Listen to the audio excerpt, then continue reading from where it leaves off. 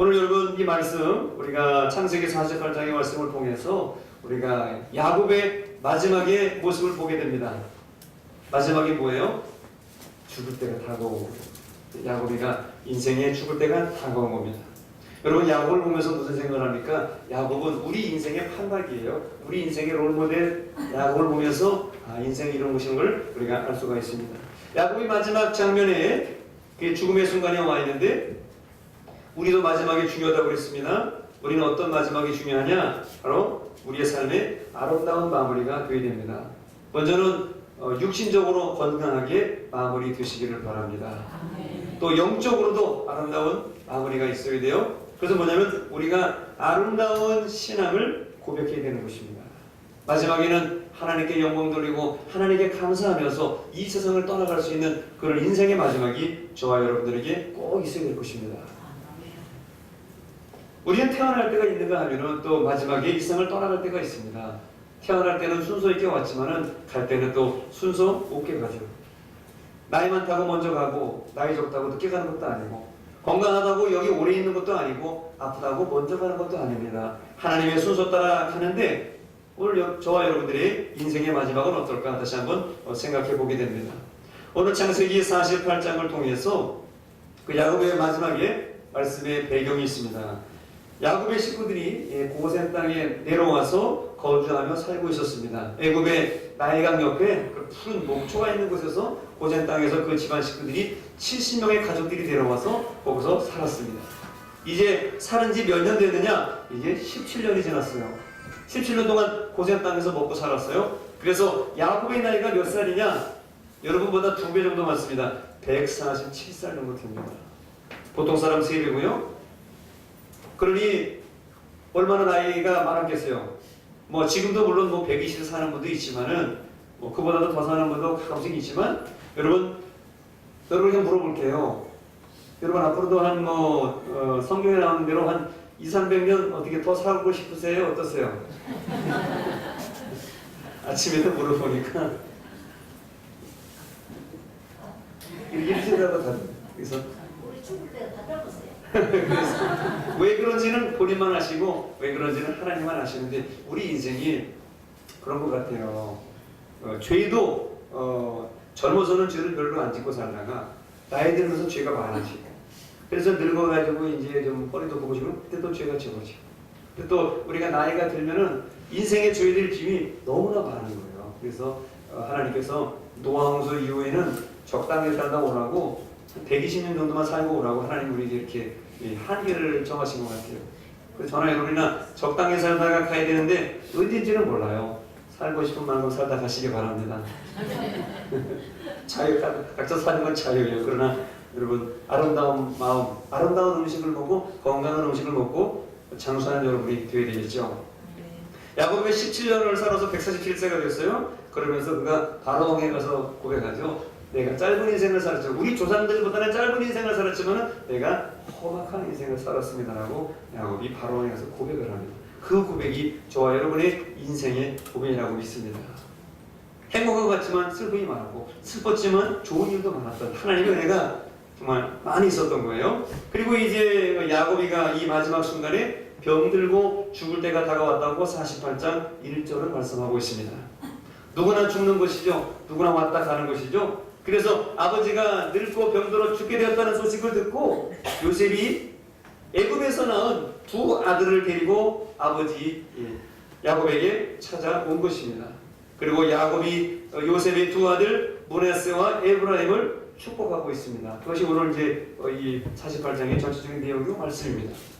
중요한 것은 요셉이가 아들을 데리고 찾아왔더니 그 야곱이가 이스라엘이 자기의 친아들 12아들보다도 먼저 이 요셉의 아들 2 아들을 축복했다는 것입니다. 그러면은 왜 요셉의 아들을 요셉과 요셉의 아들을 먼저 이렇게 축복한 것일까요? 그것은 바로 요셉에게 지나간 시절 속에서 그 전에 자식을 잃어버렸잖아요. 형들에게 팔려가가지고 그 피가 묻은 옷을 보면서 얼마나 서럽게 그 아버지 야곱이 울었겠어요. 전에 잃어버리고 타향살이하고 여기 살고 있는 그 아들 요셉, 그리고 여기서 또 손자를 낳은 요셉을 보면서 미안한 마음도 있었을 겁니다. 그래서 요셉이 그 두 아들을 데리고 왔을 때 미안한 마음에 그 자녀들에게 축복했을 거예요. 또 한 가지는 무엇인가? 그리고 모든 것은 하나님께 감사하는 것이죠. 오늘 성경에도 말씀하시죠. 내가 네 아들을 여기서 이렇게 보게 될 줄은 내가 꿈에도 생각하지 못했다. 11절 말씀합니다. 내가 네 얼굴을 보리라고는 생각하지 못하였더니 하나님이 내게 네 자손까지도 보게 하셨도다. 그래서 하나님께 감사하면서 자기의 친아들보다 먼저 애굽에서 낳은 요셉과 그 두 아들을 축복하고 있는 것을 보게 됩니다. 그리고 그 축복 기도하는 상황은 어떻습니까? 그 축복 기도 받는 상황은 요셉이 이제 두 아들을 데리고 야곱 앞에 왔어요. 근데 야곱이가 눈이 잘 보여요? 안 보여요?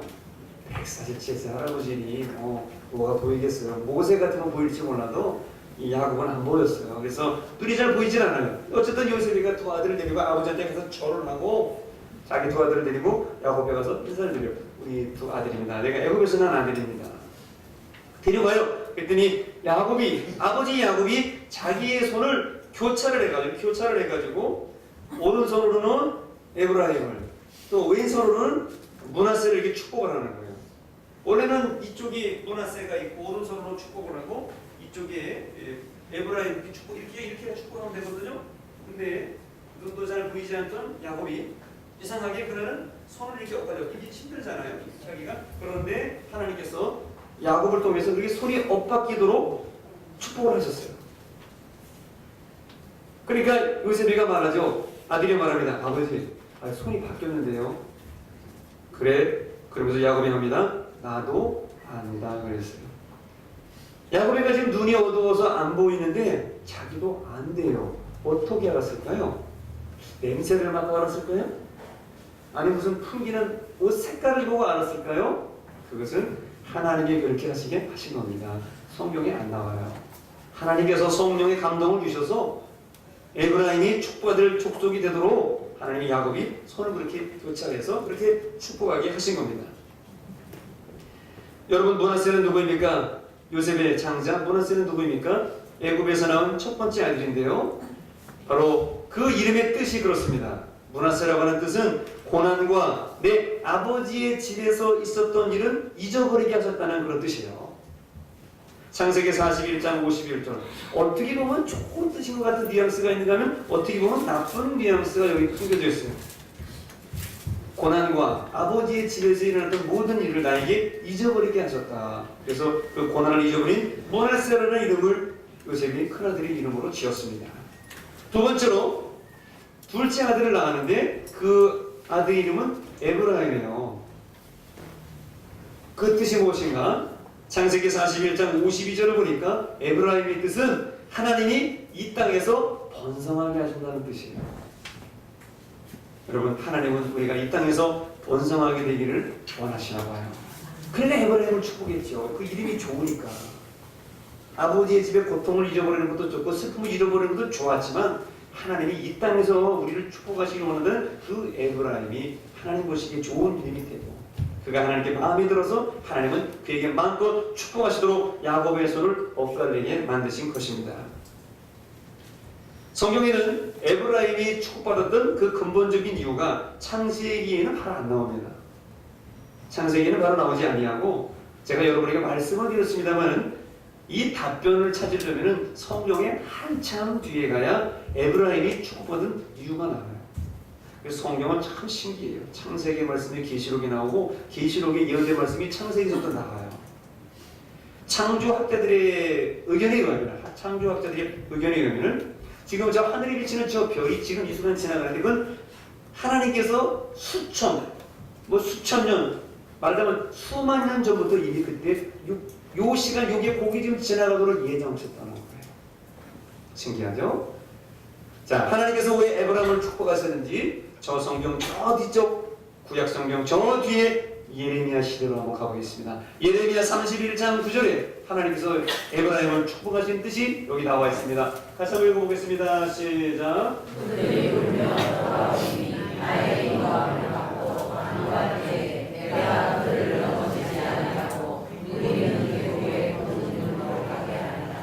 나는 이스라엘의 아버지요 하나님께서 요셉의 자손들을 통해서 장자로 삼으셨어요. 여러분, 이 에브라임 지파가 중요한 이유가 있습니다. 다윗이 왕이 되어서 그 나라 왕, 유대 왕국이 설 때에 이 에브라임 지파, 그 지파를 중심으로 해서 그 다윗 왕국이 서게 됩니다.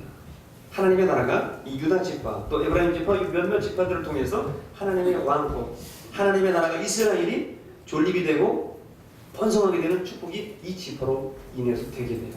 하나님이 이미 그 모든 가지 예정하시고 이 이름 좋은 번성하게 하시는 에브라임을 축복하시려고 그 눈도 안 보이는 야곱의 그 손을 엇갈리게 하셔가지고 에브라임을 축복하게 하신 겁니다.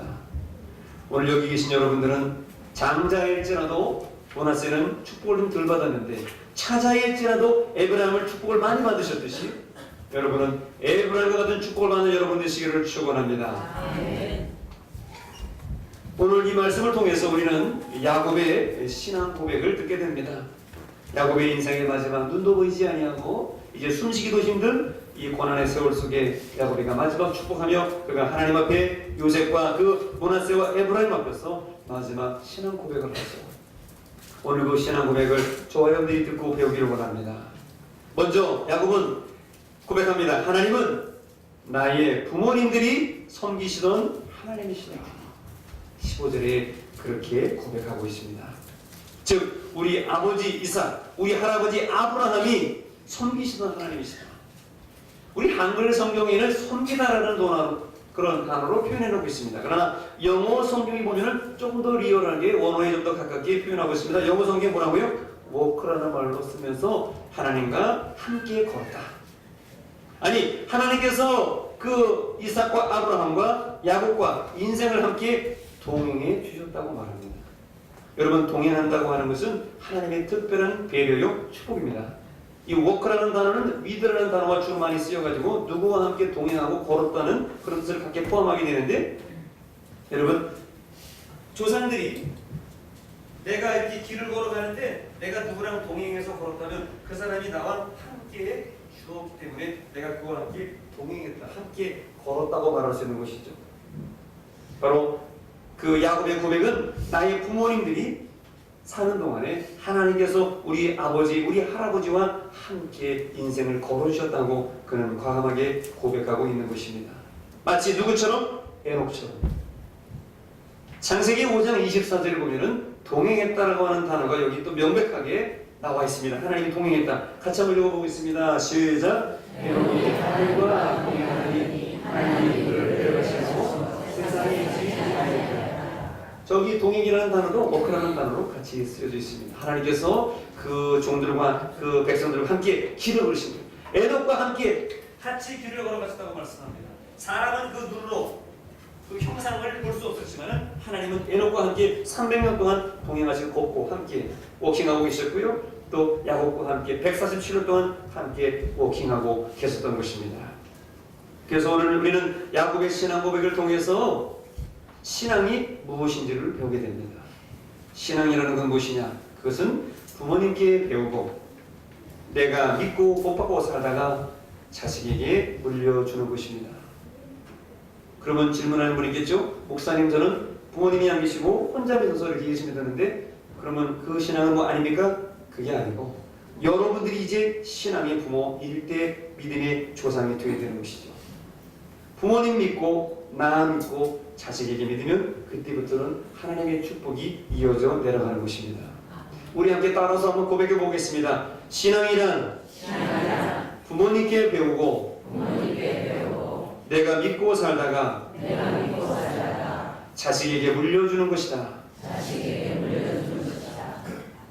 믿습니까? 아멘. 그런 분들 되시길 바랍니다. 아멘. 자식에게 집을 물려주고 돈을 물려주는 것도 물론 중요하지만 그것을 안 주면 안 되겠지만은 줘야 되겠지만은 무엇보다 신앙의 유산을 물려줄 줄 아는 그런 신앙의 부모가 될 때에 할아버지 아브라함, 아버지 이삭이 섬기던 하나님이 나와 지금까지 동행해 주셨다. 섬겨주셨다. 우리 보는데 하나님을 섬겼다. 그런 고백이 진짜 신앙이라는 것입니다. 여러분, 그 야곱의 신앙 고백이 저와 여러분의 평생의 신앙 고백 되시기를 바랍니다. 아멘. 그리고 야곱의 신앙 고백은 무엇입니까? 그것은 오늘 15절에 말씀하시기를 하나님은 나를 출생부터 지금까지 길러주신 하나님이라고 고백하고 있습니다. 여기서 길러주셨다라는 것이 무엇인가? 바로 먹여주시고 또 재워주시고 성장시켜주시고 나를 돌보시고 케어해주시고 모든 것을 주셨다는 거예요. 그래서 이 영어 성경에 보면은 단어가 나와 있습니다. 셰퍼드라는 단어로 나와 있습니다. 명사형과 동사형이 같이 나와 있습니다. 무엇입니까? 그분이 나를 목자가 되어 주셔가지고 나를 지켜주셨다는 거예요. 마치 성경에 나오는 다윗처럼 그렇게 고백하고 있는 것입니다. 시편 23편 1절 말씀 우리 같이 한번 읽고 보고 외워보겠습니다. 시작. 여호와는 나의 목자시니 내게 부족함이 없으리로다. 나의 목자가 되셔서 이삭과 함께 하셔서 그를 지키시고 재우시고 먹이시고 성장시키시고 오늘까지 돌봐주셨다는 거예요. 야곱의 인생, 낙은 인생을 살면서 조상들보다는 짧은 인생을 살았지만은 험악한 세월을 살아왔다고 바로방 앞에서 고백했다고 했습니다. 우리 인생의 모델과 같은 그런 롤모델 같은 그런 삶이 야곱이에요. 여러분, 야곱이 어떤 삶을 살았습니까? 인간적으로 볼 때는 뭐 남의 것을 훔치고 거짓말하고 뭐 그런 삶으로 살았다고 인간적으로 말할 수 있지만 야곱은 하나님의 은혜로 산 사람입니다. 왜 그렇습니까? 구체적으로 그를 어떻게 길러주셨는가? 그를 셰퍼드했는가? 첫 번째로 바로 야곱이가 쌍둥이로 태어날 때도 하나님은 야곱을 배려하시고 축복해 주셨어요. 여러분, 이삭이 아브라함의 아들 독자 이삭이 결혼했는데 애가 안 생겼어요. 그래서 여러분에게 희망을 드리고 싶습니다. 결혼해서 아기가 안 생겨서 고민하시는 자녀 결혼 때문에 결혼했는데 아기가 안 생겨서 고민하는 분이 있다면은 조금 시간을 주시길 바랍니다. 저도 부담되는 경우가 있어요. 이삭이 결혼했는데 몇 년 만에 야곱과 에서를 낳은지 아세요? 20년 만에 낳았어요. 20년 만에 쌍둥이를 낳았어요. 그러니까 조금만 기다리시길 바랍니다. 30년 기다리면 쌍둥이가 나올 줄 몰라요.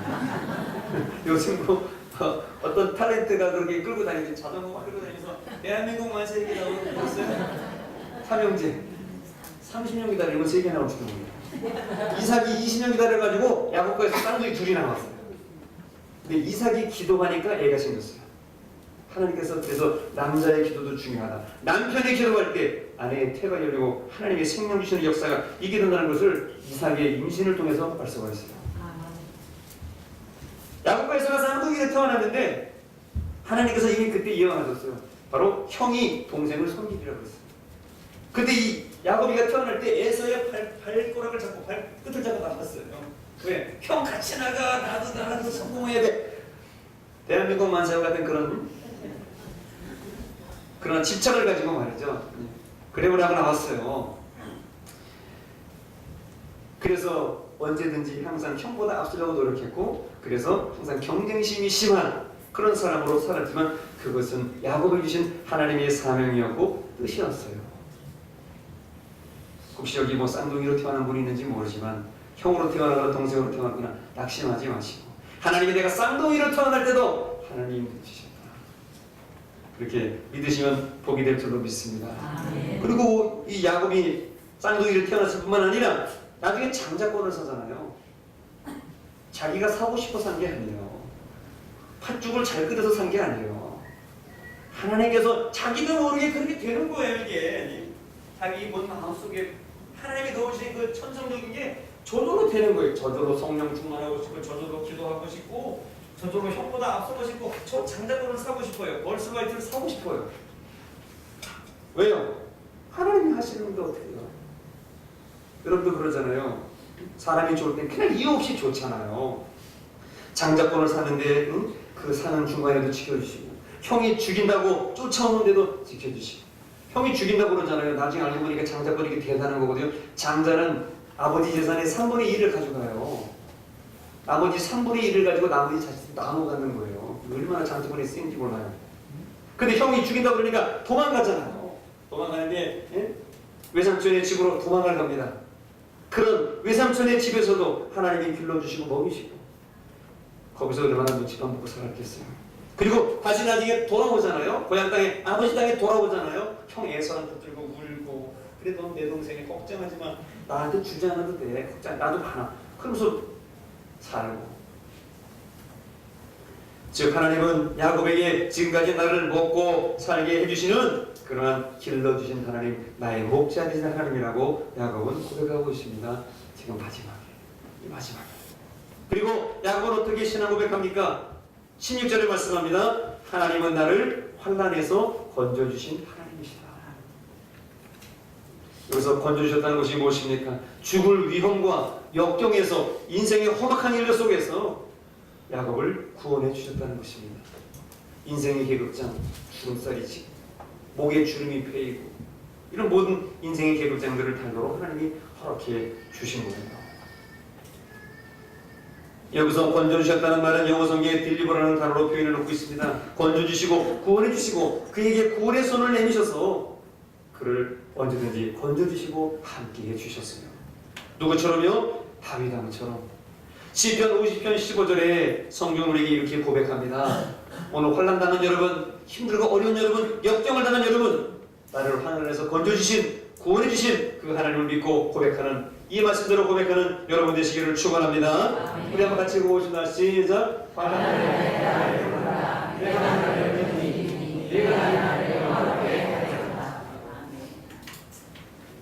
야곱은 태어날 때부터 찾아러 나서 장자권을 사고 외삼촌 집에 도망가고, 그리고 도망가다가 여러 가지 환상도 보고 뭐 이런 일도 하잖아요. 그런 모든 상들 속에서 하나님이 나를 건져주셨다라고 그런 고백하고 있습니다.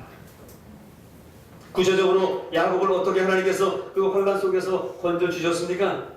첫 번째로 형에게 장자권을 사가지고 형이 죽인다고 하니까 형을 피해서 도망을 갑니다. 도망을 가는데 베델이라고 하는 지방에 이르렀는데 아무도 없고 아는 사람도 없고 아무도 없는데 거기서 밤에 잠을 자죠. 뭘 베고 자요? 돌베개하고 잠을 잡니다. 돌베개하고 잠을 자요. 돌베개 아니고 머리가 얼마나 아프겠어요. 터번을 여기다 둘렀겠지만은 그래도 아프겠죠. 찼을 겁니다. 베개를 하고 잠을 자는데 꿈을 꾸는데 하늘에서 뭐가 내려와요? 사닥다리가, 운명의 사닥다리가 쭉 내려와요. 천사가 여기서 호로락내리락 하는 거예요. 그 모습을 보면서 야곱이 깨닫죠. 하나님이 이 쫓김당하고 피난당하는 이 세월 속에서도 여기도 하나님이 계시는구나. 하나님이 나의 도망가는 인생에서도 하나님이 함께 하실 줄로 믿는다. 깨어나가지고 기름을 부어가지고 그 돌에다가 기름을 부어서 거기를 뭐라 그랬어요? 베델이라고 그랬어요. 하나님의 집. 하나님, 내가 지금은 도망가지만은 나중에 내가 삼촌 집에 갔다가 언젠가 다시 고향 땅에 돌아와서 이 땅을 지나갈 때는 이 기름 부었던 돌이 하나님의 집이 되고 교회가 되고 성전이 되고 하나님 믿는 그런 처소를 제가 만들겠습니다. 이렇게 고백하면서 그 베델에서 기름을 붓는 그런 놀라운 역사를 하나님이 베풀어 주셨어요. 그래서 하나님께서 말씀하시죠. 야곱아, 네가 가는 곳에 내가 함께하고 내가 네게 지시한 것을 다 이루기까지 내가 너를 지키고 이 땅으로 인도하리라 하나님이 예언해 주셨어요. 쫓겨가는 것도 하나님이 예정하시고 다시 돌아와서 여기 베델에 정착하는 것도 하나님이 예정하시면서요. 이것을 그는 믿고 나아갔습니다. 하나님이 건져주신 거예요. 그리고 외삼촌의 집에 가서 얼마나 모순살이를 해요? 20년 모순살이를. 옛날에도 보리가 2마리면 초가집살이 하지 말라 그랬죠. 2마리예요? 서말? 네, 보리 서마리면 처갓집살이 하지 말라고 그랬어요. 요즘에 시대가 좋아서 처갓집 가서 살고 옆에 살고 막 그러지. 옛날에는 처갓집 착하지도 않았어요. 여자분들에게 죄송하지만 남자분들 안 그래요 시선이? 웃으시는데 지금이야 뭐 처갓집. 저도 딸이 둘입니다만은 오고도 안 하고는 뭐 상관 안 하지만은 옛날에는 이 외삼촌 집에서 자기 엄마의 삼촌네 오빠 동생이든 거기서 사는데 눈치밥은 얼마나 오고 20년을 눈치밥을 먹고 사는데 야곱아 너 뭐 가질래? 저는 겸 있고 병신이고 생기지도 못한 그런 것만 저에게 주십시오. 좋고 잘생기고 깨끗하고 이런 흰둥이 뭐 누런둥이는 다 외삼촌 가져가시고 겸 있고 병신이고 다리 저리고 이런 건 다 주십시오. 내가 그거 갖겠습니다. 그러면서 눈치밥 먹으면서 쪽방에서 잠을 자면서 외삼촌 집에서 20년을 사는데 딱 보니까 거기 마음에 드는 여자가 있어요. 누구예요? 라헬이라고 하는 여자가 참 눈에 들어오는데 삼촌 저 여자를 주십시오. 그래 7년간 일해라. 7년 동안 열심히 일했잖아. 양 치고 똥 치고 7년 됐는데 방에 들어가 보니까 누구예요? 라헬이 아니었어요. 못생긴 언니 레아였어요. 왜 삼촌 이럴 수가 있습니까? 아니 이 지방에서는 동생을 먼저 주는 법이 없다. 먼저 레아를 가져라. 7년 더 일해. 또 14년, 10년 동안 또 땅파겠지 이래가지고 14년 만에 라헬을 얻었어요. 그 라헬이 난 아들이 누구냐? 요셉이에요. 베냐민 낳다 라헬이 죽었어요. 라헬은 굉장히 예뻤다고 그래요. 그래서 미인 방명이라 이쁘면 일찍 죽습니다. 라헬이 애 낳다 죽어가지고 그를 베들레헴에 장사합니다. 에브라시라고는 베들레헴에 장사를 해요. 다른 주장들은 막벨라고에 지금 들어가 계신단 말이죠. 그런 험악한 인생을 사는 그런 인생 속에서 쫓겨가는 삶 속에서 외삼촌에게서 홀로 외로울 때에도 조카들이 시기하고 나중에 야곱이가 기도해서 자기 그 좋은 건 다 자기가 갖잖아요. 저 믿고 흠 있는 것. 근데 그게 더 튼튼한 거예요. 그래서 나중에 시기를 통하는 그런 낯선 곳에서 하나님이 건져주셨어요. 그리고 나중에 돌아와서 그 야곱의 딸 디나가 다른 족속에게 겁탈을 당해요. 강간을 당해요. 자기 딸이 그런 일을 당하면 그 아버지 정말 정신 돌아버릴 거예요. 근데 그런 모든 부끄러움도 다 감수. 심지어 요셉도 결국 팔려가잖아요. 죽었는 줄 알았어요. 자식이 죽으면 가슴이 무너지는데 그 자식을 묻으면서 얼마나 기도했겠어요. 그런 위기 속에서도 하나님이 그 역경을 이기게 해주셨습니다. 그리고 가나안 땅에 정착하여 바로 기근 시에도 기근에서 먹고 살 게 없었지만은 애굽에 곡식이 있다는 것을 듣고 곡식이 있다는 소식을 듣고 곡식 사러 갔다가 결국 거기서 요셉을 만나고 고센 땅에 정착해서 거기서 먹고 살게 해주셨어요. 하나님께서 그 역경과 힘든 모든 고난 속에서 바로 야곱을 건져주신 하나님이라고 그런 신앙 고백하고 있습니다. 그리고 끝으로 21절에 그런 이렇게 신앙 고백합니다. 하나님은 요셉에게 말하죠. 하나님은 나와 함께였었고 너희를 약속의 땅으로 인도하시는 하나님이시다. 내가 비록 여기 애굽 땅에서 죽지만 나를 여기다 묻지 말고 가나안 땅에 묻어 죽어. 너도 여기서 죽어도 결국은 할아버지 땅으로 돌아가서 너도 들어가게 될 것이다. 우리 여기 장로님 아까 그랬죠. 그러지만은 장로님도 고향이 천원이시지만은 부모님들이 다 어디 계신 건 잘 모르지만 여러분들도 어떤 고향이든지 아버지가 묻혀 계신 곳, 할아버지가 묻혀 계신 곳, 가급적이면 자기 고향 땅, 내 족보가 있던 그 땅에 묻히기를 다 바라고 원하실 거예요. 여러분마다 다 고향이 있으니까 내가 떠나온 그 고향에 다 돌아가서 묻히기를 원하실 거예요. 근데 그것을 야곱은 알고 고백하면서 요셉의 아들에게 말합니다. 하나님이 나와 함께 하시는데 아들아, 하나님이 너희를 약속의 땅으로 우리 할아버지가 구하셨던 그 땅으로 너희를 인도하실 것이다.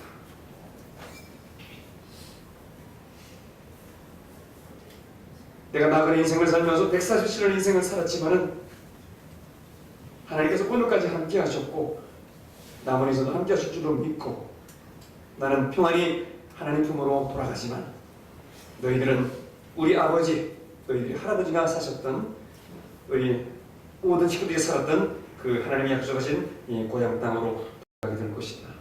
영어성이 그렇게 말합니다. 인도하신다, 돌아가게 하신다. With you, take you back to the land라고 하나님께서 말씀해 주고 계십니다. 너를 취하여, 너를 인도하여 고향 땅으로 돌아가게 만들어 준다고 말씀하고 있습니다. 그래서 결국 이스라엘 백성들처럼 결국 출애굽하신 그런 모든 백성들을 인도하신 하나님께서 인도하신 것처럼 저들은 결국 가나안 땅에 다시 돌아가게 되죠. 시편 78편 14절에 하나님은 이렇게 말씀하십니다. 다시 한번 읽어보겠습니다. 시작.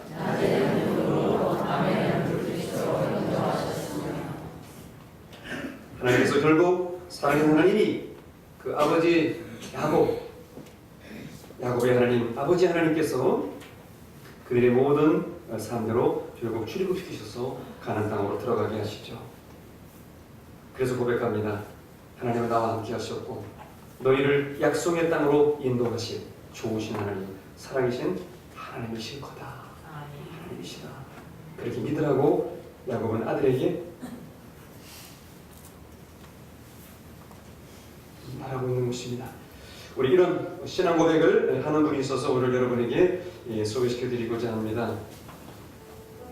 오늘은 장로님을 여러분에게 소개시켜 드리려고 합니다. 그분은 한국이 자랑하는 육군사관학교를 그 좋은 시대, 어려운 시대에 졸업하신 그런 분입니다. 대령으로 예편하셨고요. 그리고 전에 대전에 있는 아무개 교회에서 장로님을 하시다가 지금은 다른 곳에서 열심히 사역하고 계시는 그런 분이십니다. 그분은 유명한 옛날 고 박정희 대통령을 전도했던 분입니다. 소위 말해서 소위 계급장을 달고 박정희 대통령을 청와대에서 만나가지고 예수 믿으라고 강력하게 외쳤던 육군 소위였던 지금도 살아계시는 노병천 장로님이십니다. 그분은 책도 많이 쓰셨어요. 하나님의 병법, 육사를 나왔기 때문에 성경의 전쟁상, 또 여호와 니시라고 하는 그런 여러 가지 책을 썼고요. 여러분 아신 대로 지상파 방송 아침마당에도 나오셔서 여러 가지 리더십과 강의를 해주시고 많은 분들에게 리더십 강사로 기업과 여러 사회단체의 교회 그런 강사와 간직을 하고 다니시는 그런 훌륭하신 분입니다. 특별히 지금은 아주 전도자가 되셔서 열심히 전도하고 계시는 노병천 장로님입니다. 그분은 고향이 박정희 대통령 태어난 군위 선산입니다. 그리고 그의 집안은 대대로 불교 집안이었다고 해요.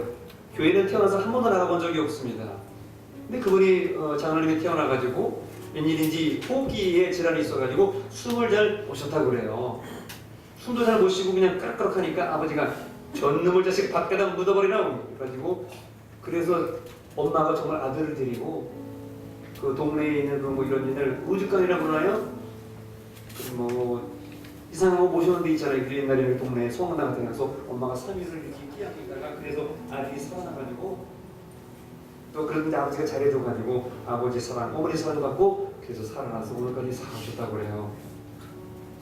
구미선산에서 태어났고 공부를 위해서 대구로 가서 천주교 중학교에 다녔다고 합니다. 그래서 처음으로 거기서 이제 기독교 일반적인 교리를 접하고 기독교에 대한 처음으로 눈을 뜨게 되었습니다. 근데 천주교 중학교를 졸업했는데 인생이 막 헛갈리고 인생이 살고 싶지 않더래요.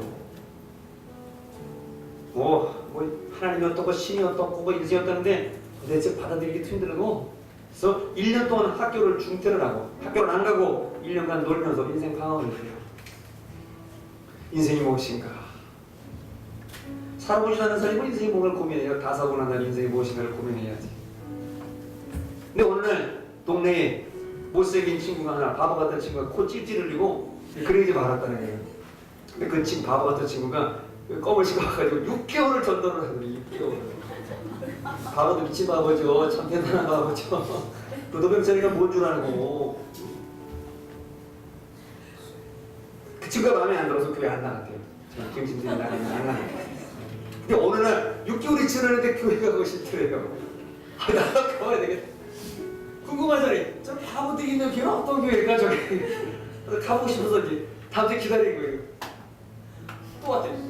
야, 교회 가자. 같이 가면서 같이 따라갔대요. 교회 저 기아서 예배를 드리고 그냥 기도 눌러가고 기도하자고 그랬어요. 기도를 쫙 하는데 가슴 속에서 알지 못하는 그 기쁨과 희열과 그 위로가 쫙 내리는데 눈에서 눈물이 쫙 쏟아지더라는 거예요. 그렇게 마음이 평안하고 그 1년간 방황하던 그 고일 시절에 마음이 평안이 임하면서 알지 못하는 눈물이 나고 콧물이 나면서 그날 처음으로 거기서 주님을 만나고 성령님을 만났다고 장로님은 고백하고 있습니다. 그 다음부터 학교도 가고 싶고 인생도 살고 싶어지면서 고등학교에 들어가는데 대구의 유명한 개성고등학교에 들어가게 되었어요. 그래서 고등학교 세월을 보내고 고3이 됐는데 고3 선생님이 글자였어요. 옛날에 교련 시간 있었거든요. 교련 시간. 남학생들은 고등학교 가서 교련하는데 교련 선생님이 무서워요. 취업 선생님하고 시키면 들다니고 막 그래서 그랬는데 교련 선생님이 담임 선생님이 됐어요. 고3 때. 근데 그 선생님이 참 괜찮아. 표가 재밌어요. 다른 인간을 지게 하는 사람이 되자. 표도 참 거창하고 무서워요. 교련 선생님이니까 다른 사람을 지게 하는 사람이 되자. 참막했는데 근데 어느 날 부부들이 야 병천아 너 있잖아. 잘하는 거 뭐냐? 없는데요. 좋아하는 거 뭐냐? 없는데요. 너 육사 가라. 육사가 뭔데요? 아주 육사 가, 육사. 마음에는 안 들더래요. 근데 육사? 하여튼 뭐 가고 싶진 않았지만 어쨌든 그냥 선생님이 가라고 그러니까 그래도 뭐 날 사랑한다 생각하고 그다음 가보자 생각을 했는데 어느 날 꿈을 꾼 거예요. 육사 가라는 소리 듣고 꿈을 꿨어요. 어느 날 꿈을 꾸는데 자기가 이제 저 외길을 이렇게 걸어가는데 갑자기 앞에 고목나무가 팍 나타나더래요. 근데 하늘에서 하얀색 지팡이가 이렇게 쭉 내려오더래요. 고목나무에 하얀색 지팡이가 쭉 내려오더래요. 떠 있는 거예요. 그래서 지팡이를 잡았대요. 그랬더니 길이 쫙 열리고 뒤를 돌아보니까 지팡이를 잡고 뒤를 돌아보니까 많은 사람들이 자기를 보면서 따라오더래요. 그래서 지팡이를 잡고 하나님 부르되 하나님 아버지 그랬더니 자기 앞에 있는 고목나무와 이상한 모든 것들이 다 사라지더래요. 그래서 하나님께서 아마 하나님 부르고 기도했더니 길을 열어주고 지팡이를 잡으라고 하는 보니까 아마 육사를 가야 되겠다. 그래서 육사를 튀어나게 되었습니다. 여러분 뭐 육사나 해사나 공사나 여러분 잘 아시지만은 이 사자 들어가는 이 대학에 들어가는 것은 힘들기도 하고 특별히 신체 검사에 떨어지면 안 돼요. 저는 공군을 나왔지만은 공군만큼도 신체 검사를 잘하는 데가 없는데 더군다나 뭐 비행기 타는 사람은 말할 것도 없고요. 상처만 나도 비행기 탈 수가 없으니까 말이죠. 지금은 워낙 시설이 좋아서 어떤지 모르겠습니다만 옛날에 육사, 뭐 해사, 공사 제 그 사촌 형님이 해사를 나왔는데 그분도 아주 대단하시고 또 제가 아는 동네 형도 육사를 갔어요. 육사를 지원해서 신체 검사를 받는 거예요. 군대 가신 분은 신체 검사 다 받잖아요. 어디 신체 검사를 이렇게 딱 혈압을 딱 재는데 혈압이 높게 나온 거예요. 집안 계도라고 고혈압에 혈압이 있었던 모양이에요. 혈압이 있으면 어떻게 해요? 뭐예요? 탈락하는 게 이게 안 되거든요. 혈압 높아서 왜냐하면 혈압이 높아서 금마다 쓰러지면은 나가서 치료를 하기 때문에 그런 사람은 아예 처음부터 뽑지를 않습니다. 아시죠? 별 달려면은 이빨 하나도 제대로 이빨이 썩으면 별을 달 수가 없어요. 머리도 상처가 있으면 별을 달 수가 없어요. 그런 게 많아요 규정이. 근데 혈압이 높게 하면 탈락 지적이니까 큰일 난 거예요. 친구들이 걱정해요. 어떡하냐? 혈압 높을 때 어떡하냐? 자기도 걱정이 돼요. 하나님께 기도가 나오는 거예요. 하나님 제가 며칠 전에 꿈꿨는데 하나님 그 꿈꾼 건 어떻게 되는 겁니까? 하나님 아버지 도와주시오. 기도를 하는 거예요. 그랬더니 앉아있던 분이가 그래요. 야 좀 이따 다시 한번 재자. 알았어? 지금 재는 것도 아니고 앞으로 2분 있다 다시 재자. 2분 있다. 알았지? 2분 있다 다시 와. 다른 사람 먼저 재더니 2분이 되니까 다시 오라고 그러더래요. 친구들도 막 걱정을 하고 또 이제 하나님 기도하면 하나님 아버지 2분 동안 혈압 내리게 해주세요. 혈압 내리게 해주세요. 근데 거기서 툭탁툭탁 하고 지금 혈압이 내려갈 수가 있습니까? 더 떨리지. 이미 여기서 탈락 지경에 와 있으니. 근데 기도는 하나님 도와주세요. 두 번째 혈압을 잰 거예요. 기도하고 혈압을 잰 거예요. 어떻게 되었을까요? 더 높게 나온 거예요. 떨려가지고 더 높게 나온 거예요. 이래야지 간증이 은혜스러운 거예요. 거기서 줄었으면 간증이 은혜스럽지 않겠죠. 더 높게 나온 거예요. 떨어졌구나 마음이 확 근심이 드는데 그때 하나님께서 기적의 순간을 보여주십니다. 군의관 뒤쪽에서 문이 촥 열리더니 반짝반짝한 소룡을 달고 있는 사람이 딱 등장을 하더래요. 소룡이 딱 나오더니 근데 소룡이 딱 나오는데 그 자기랑 눈이 딱 마주쳤다는 거예요. 톡톡톡톡 뛰고 있는데 소룡이 나오는데 이제 끝났구나. 소룡을 쳐다보는데 같이 많이 쳤어요. 그런데 그 소룡이 나오더니 저 지금 뭐야? 네. 혈압이 높게 나왔다고 이번에 했을 거 아니에요. 그래? 문제없어. 통과시켜. 여러분 육사에서는 절대로 이런 일이 없다고 합니다. 통과된 거예요. 합격. 혈압이 높은데 합격이 된 거예요. 그 소룡이 나타나가지고. 그러고 나서 이제 합격이 되니까 친구들이 이야 축하한다. 야 너 백 있지? 사무총장 백 있지? 너 니네 아버지 국방부 장관 친구지? 이러면서 막 얘기를 하니까 그래 나 백 있다. 이제 알았어? 나 인마 하나님 백 있어 인마. 그래서 막 얘기를 하니까 근데 이제 더 큰 기적이 나오고 더 큰 기적이 일어나는 거예요. 나중에 친구들한테 물어봤어요. 야 너 아까 뒤에 그 소룡이 문 열고 들어온 거 봤냐? 무슨 소리라고 이 미친놈인데 무슨 말 소리 나와 임마. 아무도 안 남았는데 이 사람, 이 장로님 눈에만 소룡이 나와가지고 이 소룡이 나와가지고 이 학생 통과시켜라고 그 장로님의 그 신체검사에서 소룡이 합격시켜 준 거예요. 그 소룡을 본 친구는 아무도 없었어요. 그날 그 수십 명이 신체검사를 받고 수십 명의 학생들과 군의관들과 많은 사람이 있었지만은 그 소룡을 본 사람은 아무도 없습니다. 어떻게 알았는가? 친구들도 본 사람이 없고요. 나중에 우리 장로님이 자기가 합격해서 육사에 들어가가지고 그 시험 때 나왔던 모든 사람들하고 다 물어봤대요. 그때 그 제가 신체검사 받을 때 그 소룡 계급장을 달고 있던 사람이 그 사람이 누굽니까? 여기에는 소룡이 없다. 여기는 그런 사람이 없다. 다들 그래서 나중에 알고 보니까 이 장로님이 은혜를 받고 하나님의 은혜를 깨닫고 나중에 보니까 그 사람은, 그 소룡은 하나님이 보내신 천사였습니다. 이런 기적 경험해 보셨어요? 이런 기적 간증을 한번 들어본 적 있을 겁니다. 그런 기적을 경험하고 육사에 들어갔어요. 그리고 육사를 졸업하고 군인의 길로 들어서게 됩니다. 그리고 열심히 근무하고 책도 쓰시고 중령을 지나 대대장을 지나서 대령으로 가서 연대장을 하시고 연대장을 하시다가 결국 하나님의 뜻 가운데 대령으로 제대하게 되었습니다. 여러분, 오늘 기적의 하나님은 저와 여러분들과 함께 하시는 살아계신 그런 놀라운 하나님이신 줄로 믿습니다. 여호와의 천사가, 하나님의 천사가 지금 나타나셨어요. 여러분, 여러분이 가고자 하는 길을 혹시 이상한 게 나타나서 막았던 게 있다면 그것도 하나님의 천사였는지 모릅니다. 여러분이 힘들고 어려운 순간에 내가 누구를 만나서 그때 찬스가 돼서 그 일을 이루게 하신 것은 여러분이 잘한 게 아니고 하나님이 여러분에게 천사를 보내셔서 그 일이 잘 되게 만들어 주신 줄로 믿습니다. 오늘 여러분은 인생의 마지막에 다가옴을 보면서 나이가 드셨거나 젊었거나 우리가 언제 하나님 앞에 갈지는 모르지만 오늘 여러분은 어떻게 신앙 고백 하시겠습니까? 하나님은 지금까지 나와 함께 하셨고 앞으로도 우리와 함께 하실 살아계신 하나님이시라고 저와 여러분들이 고백할 수 있어야 될 줄로 믿습니다. 야곱은 그렇게 고백했죠. 하나님은 나의 부모님들이 섬기시던 나의 할머니 할아버지가 섬기시던 하나님이시다. 하나님은 내가 태어날 때부터 지금까지 죽을 때까지 나를 기르시고 키워주신 좋으신 하나님이시다. 그리고 하나님은 나를 온갖 역경과 환난에서 죽을 지경에서 나를 건져주신 구원의 하나님이시다.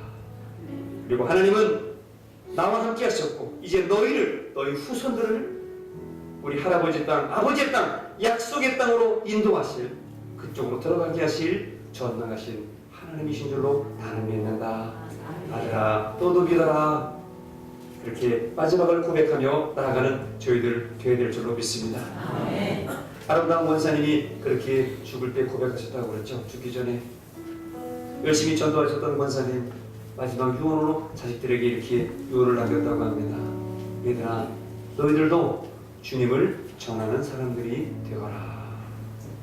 그런 아름다운 고백, 나와 함께 하신 하나님, 그 좋으신 하나님, 지금까지 함께 하신 하나님 아버지가 나를 지키셨듯이 우리 자녀와 집안, 우리 교회를 지키시고 온 세상 사람들을 지키시는 구원의 사랑으로 함께 하실 줄로 믿는 고백하는 저와 여러분들 남은 인생 다 되시기를 우리 주님의 이름으로 간절히 축원합니다.